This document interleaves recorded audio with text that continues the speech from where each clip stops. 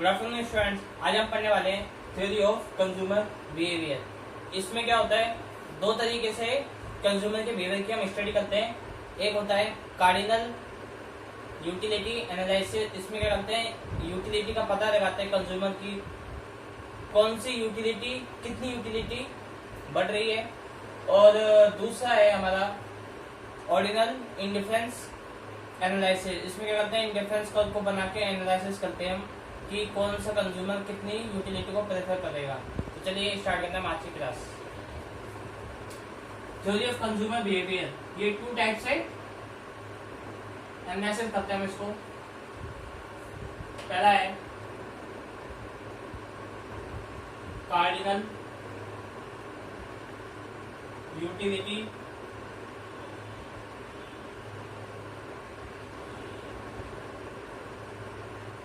Analysis. दूसरा है ordinal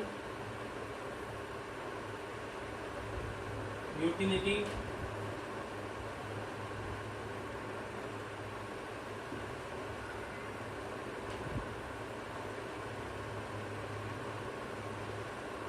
analysis.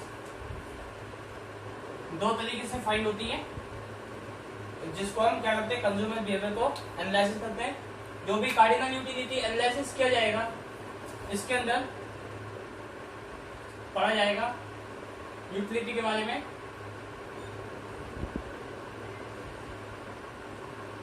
Utility होता क्या है, यूटिलिटी होती है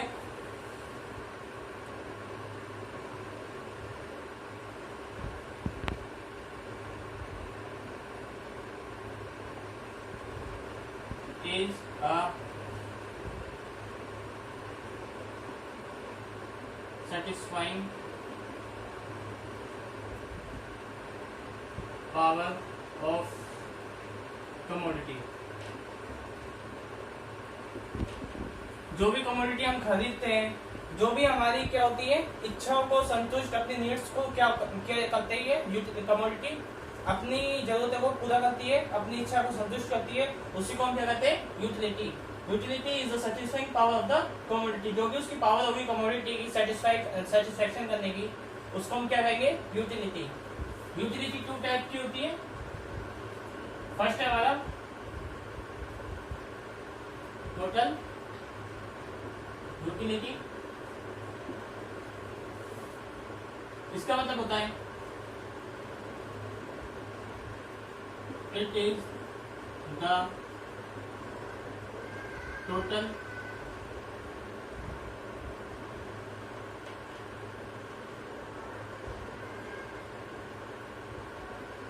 utility satisfaction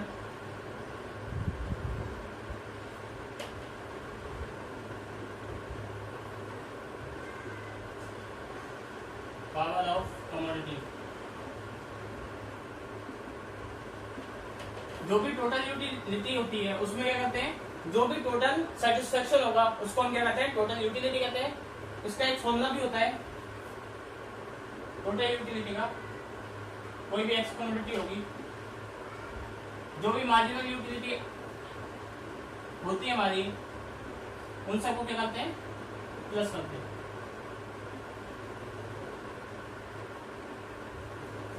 टोटल यूटिलिटी का ये मतलब होता है, जो भी हमारी टोटल सेटिस्फेक्शन होती है, जो भी हम कमोडिटी कंज्यूम करते हैं, उससे जो टोटल सेटिस्फेक्शन मिलता है हमको, उसको हम क्या कहते हैं, टोटल यूटिलिटी।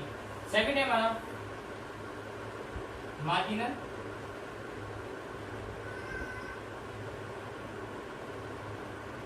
यूटिलिटी।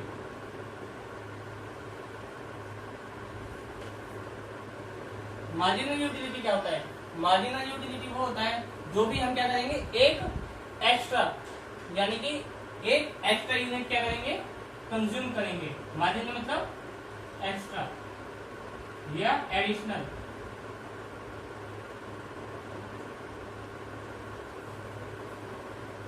मार्जिनल मतलब होता है एक्स्ट्रा या additional.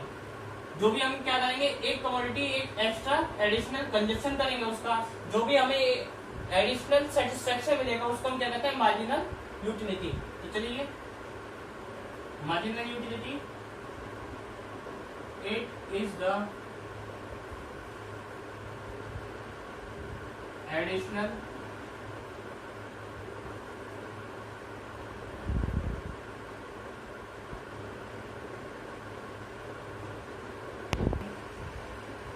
of satisfaction of a power of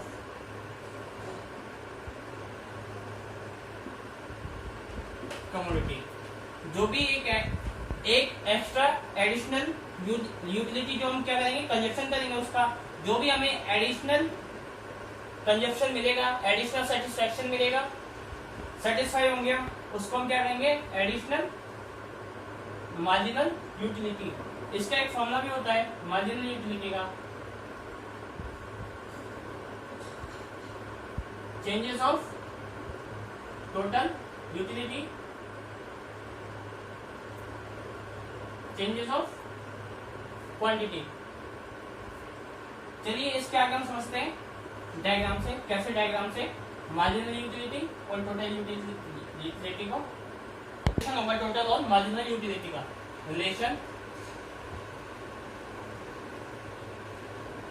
ship between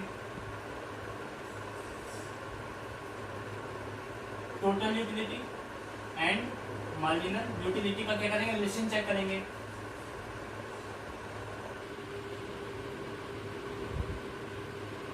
यहाँ पे एक पॉइंट होगा,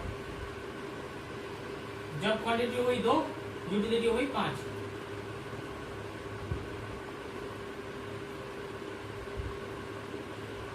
एक ही होगी। जब हमारी क्वांटिटी हो रही है 3, यूटिलिटी 6।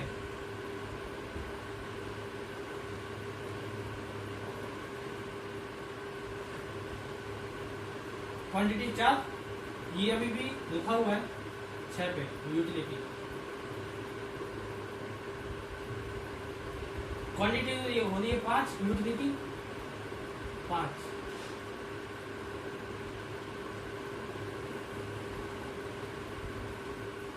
क्वांटिटी हो रही है 6, यूटिलिटी हो रही है 3।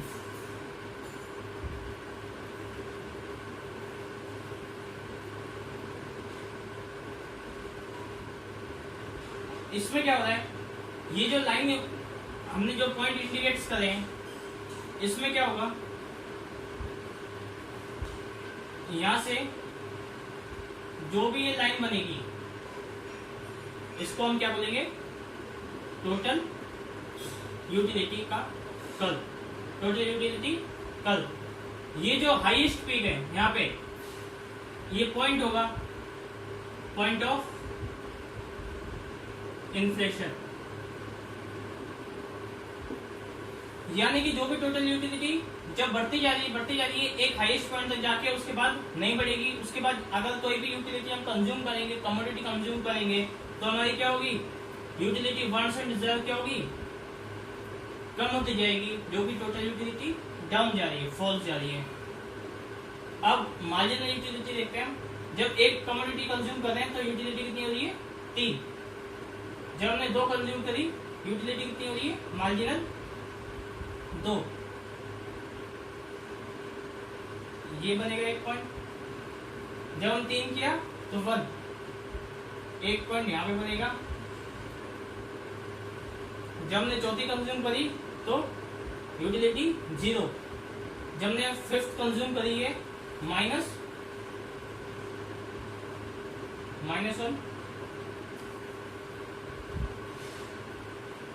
ये जाएगा -1 इधर।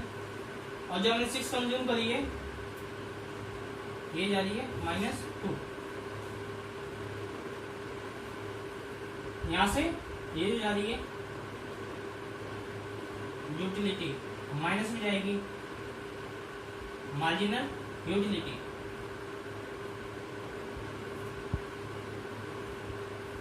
जैसे जैसे यूटिलिटी बढ़ेगी, मार्जिनल यूटिलिटी डाउन होती जाएगी, पर लेकिन पॉजिटिव रहेगी। जब total utility point of inflation पे पहुंच जाएगी, यानी कि हाईएस्ट पे पहुंच जाएगी, तो मार्जिनल यूटिलिटी क्या होगी, 0 होगी। और जब टोटल यूटिलिटी हमारी कम होती जाएगी तो मार्जिनल यूटिलिटी क्या हो जाएगी हमारी नेगेटिव।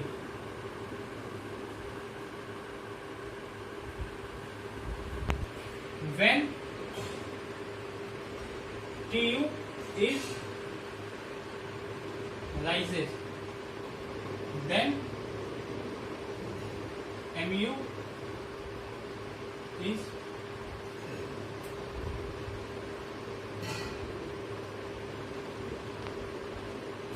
जब क्या होगा, जब TU राइज होना चालू होगा तो मार्जिनल यूटिलिटी क्या होगा, नीचे की ओर गिरेगा। सेकंड पॉइंट है हमारा when TU is maximum then marginal utility is 0 और constant। जब भी क्या होगा, TU मैक्सिमम होगा, पॉइंट ऑफ इंसेशन पे होगा तो मार्जिनल यूटिलिटी क्या होगा, या तो 0 होगा या तो कांस्टेंट बिल्कुल 0 होगा, कुछ भी नहीं होगी उसकी मार्जिनल यूटिलिटी। जब when total utility is false then falls down then MU is negative. जब क्या होगा, जब टोटल यूटिलिटी कम होना चालू हो जाएगी, पॉइंट ऑफ रिफ्लेक्शन से नीचे गिरना चालू हो जाएगी तो हमारी मार्जिनल यूटिलिटी क्या होगी, वो भी क्या होना चालू हो जाएगी, कम नेगेटिव जाने लगेगी। इसका आपको क्या कर रहे थे, एनालिसिस कर रहे थे कंज्यूमर बिहेवियर को। तो चलिए इसका पढ़ते हैं। इसमें आता है indifference curve.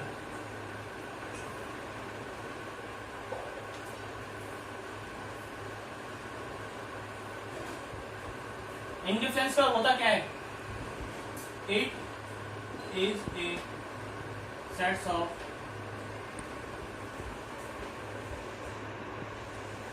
it is a sets of the commodity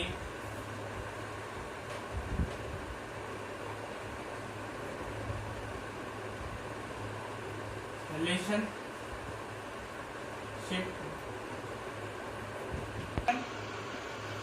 of a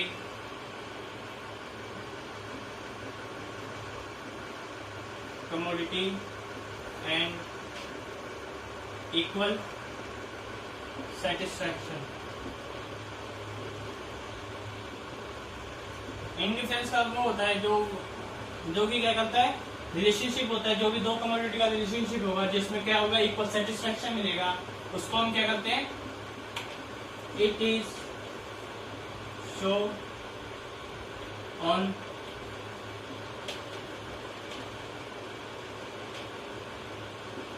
diagram. उसको हम क्या करते हैं, डायग्राम पे शो करते हैं उस कर्व को।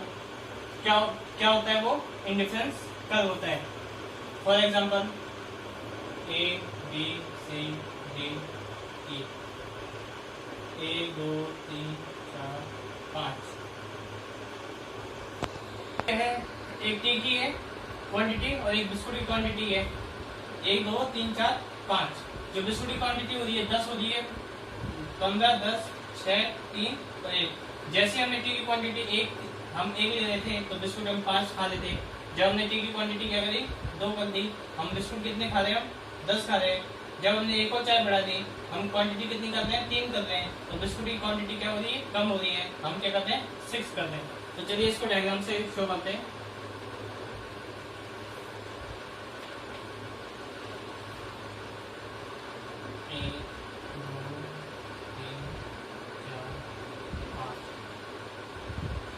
ये टी का है और ये बिस्कुट का। 2 4 6 8 10 11 14 16। अब हम क्या कर रहे हैं, पहले क्या कर रहे हैं, टी की एक क्वांटिटी कंज्यूम कर रहे हैं तो बिस्कुट हम कितना खा रहे हैं, 15।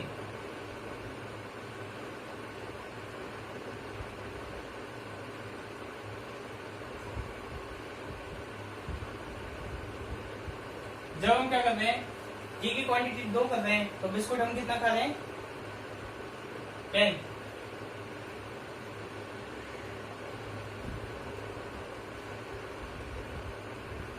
जब हमने क्या किया, टी की क्वांटिटी तीन कर दी, एक बढ़ा दिया, तो हम क्या कर रहे हैं, बिस्कुट कितने खा रहे हैं, 6 खा रहे हैं।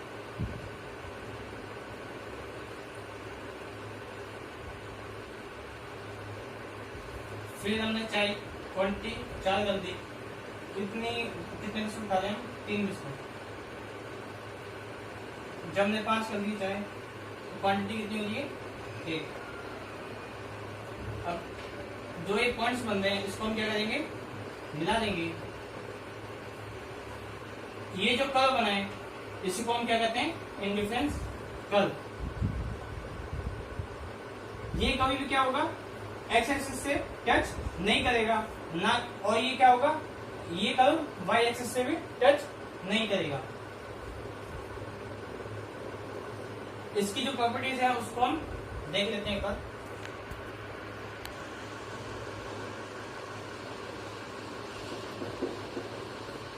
प्रॉपर्टीज क्या होता है, indifference IC curve is A negatively slope.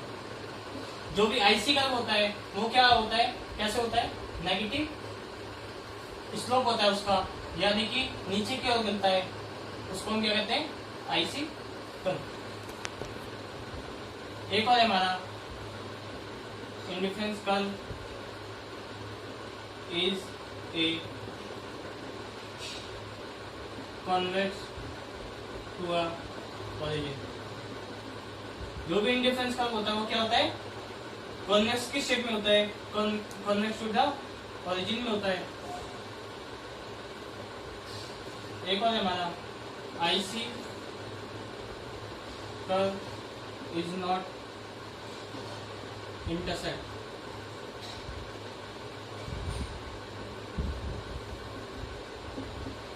जो आईसी कर्व होता है वो कभी भी एक दूसरे को कट नहीं करते हैं, ऐसा नहीं होगा। जैसे कि एक इधर से जा रहा है, एक आईसी कर्व इधर से जाएगा, तो क्या होगा, एक दूसरे को आईसी कर्व कभी भी कट नहीं करेगा, हमेशा वो क्या होते हैं, अलग अलग होते हैं। एक और प्रॉपर्टीज है हमारी IC curve is a higher level of satisfaction. जो भी हमारा इंडिफरेंस कर्व होता है, आईसी कर्व, ये दूसरा आईसी कर्व है, ये तीसरा है।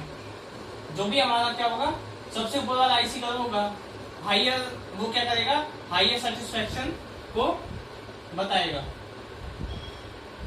प्रॉपर्टीज हमारी IC curve do not touch X axis and Y axis. जो भी हमारा आईसी कर्व है, ना तो एक्स एक्सिस को टच करेगा ना वाई एक्सिस को टच करेगा, पर लेकिन जो भी आईसी कर्व कभी भी इंटरसेक्ट आपस में नहीं होंगे, कभी भी इंटरसेक्ट नहीं होंगे आईसी कर्व। स्लोपिंग डाउनवर्ड होता है, वो इसलिए होता है due to diminishing marginal rate of substitution की वजह से क्या होता है, नेगेटिवली स्लोप होता है हमारा आईसी कर्व।